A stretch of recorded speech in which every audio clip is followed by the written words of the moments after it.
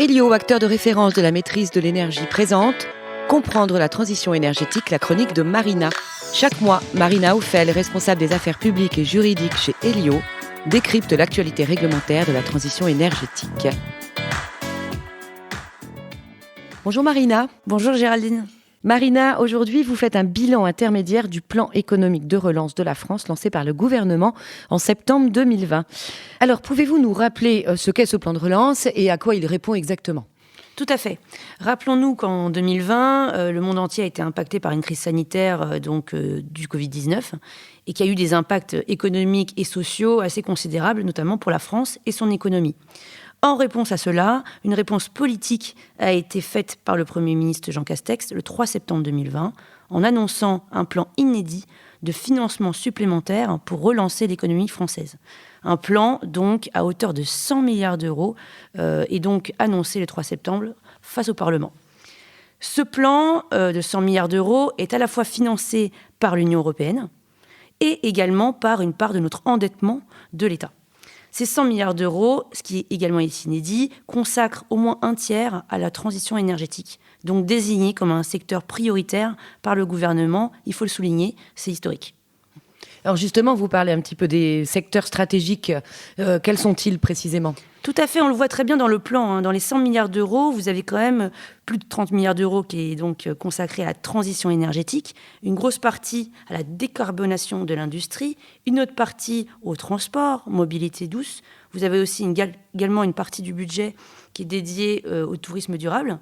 Mais il faut quand même le souligner, la rénovation énergétique, ces travaux d'économie d'énergie sur les bâtiments, est clairement un secteur stratégique priorisé par le gouvernement. On le voit dans ce plan, plus de 6,5 milliards d'euros ont été consacrés à ce secteur. Il est évident que ce secteur répond surtout à 3 enjeux fondamentaux pour le gouvernement pour relancer l'économie. Un enjeu social, il embauche, il permet d'isoler des logements dans des précarités énergétiques. Un enjeu environnemental, puisque rénover ces bâtiments permet de réduire les gaz à effet de serre, réduire sa consommation d'énergie. Et enfin, troisième enjeu, un enjeu économique, puisque diminuer sa consommation d'énergie égale diminuer sa facture d'énergie et dégager un budget, un pouvoir d'achat supplémentaire dans une période qui était clairement incertaine. Ces 6,5 milliards d'euros consacrés à la rénovation énergétique des bâtiments étaient tant ventilés sur les bâtiments publics. Beaucoup d'appels à projets ont été lancés pour rénover des écoles, des hôpitaux, mais également sur la rénovation énergétique du logement. On se rappelle du succès de la prime MaPrimeRénov', cette prime qui est donnée à tous les ménages, peu importe leur revenu, pour pouvoir financer des travaux d'économie d'énergie dans leur maison. C'est un vrai succès aujourd'hui, il y a plus de 500 000 demandes de cette aide qui donc vient du plan de relance. Alors justement, on en est où de ce plan de relance là, à mi-chemin, à mi-parcours ? Tout à fait, on est à 1 an d'anniversaire aujourd'hui du plan de relance. Sur les 100 milliards d'euros, vous avez plus de la moitié quasiment qui a été déjà engagée, donc dans des appels à projets, des primes versées ou en tout cas commandées. Vous avez une autre partie qui reste donc à être engagée cette année ou courant 2022. Sur l'écologie, clairement, ça revient également au même. Plus de la moitié du budget qui a été consacré, je le rappelle, 30 milliards d'euros. Il y a au moins 14 milliards qui ont déjà été engagés. Je parle notamment des appels à projets dans les bâtiments publics. Ils sont au nombre de 2400. Et vous avez plus d'1 milliard d'euros du plan de relance donné à la MaPrimeRénov' pour cette année-là, supplémentaire, face au succès de cette prime.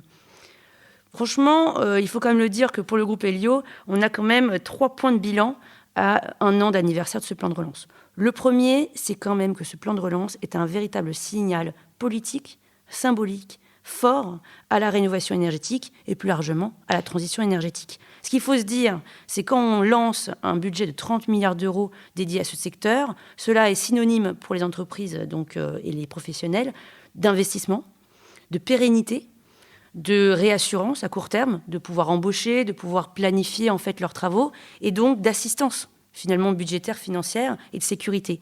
Donc c'est vraiment un signal qui a été très bien accueilli par les professionnels et on le sent, le secteur de la rénovation énergétique est en pleine croissance. Le deuxième point en revanche de bilan qu'on peut dresser, c'est que, on le savait, c'est pas un scoop, le secteur de la rénovation énergétique n'a pas vraiment un frein financier. Il marchait déjà très bien avant le plan de relance.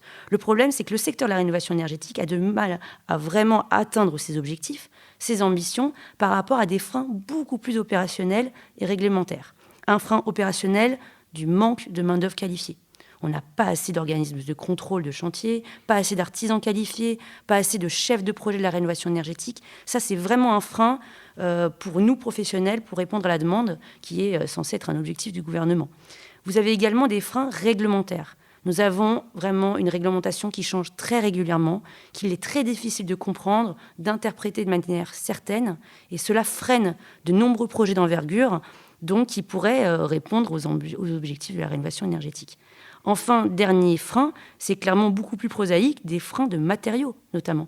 Nous faisons face depuis 1 an à une pénurie de matériaux, qui vient notamment de la crise, mais aussi de nos dépendances à l'étranger sur des équipements et des isolants qui viennent donc non pas des pays européens, mais de pays non européens.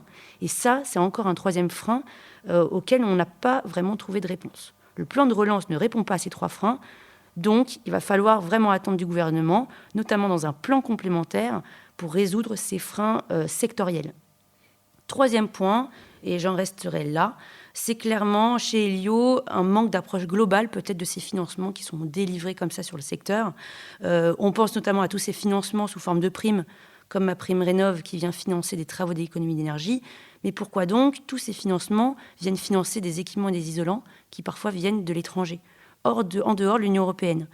Aujourd'hui, les professionnels font face à une pénurie de matériaux. Et ces matériaux viennent de l'étranger, en dehors de nos frontières européennes. Donc, quel est vraiment l'intérêt de donner énormément de financement s'ils ne sont pas conditionnés par une provenance, au moins européenne, pour pouvoir vraiment donner une circularité et une dynamique locale, donc du coup, à ce plan de relance.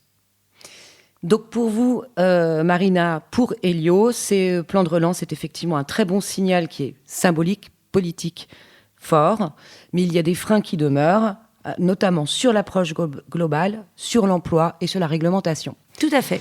Merci Marina, à bientôt beaucoup. pour une nouvelle chronique. Retrouvez tous nos podcasts pour mieux comprendre la transition énergétique sur le site www.elio.com et à très bientôt pour un nouvel épisode.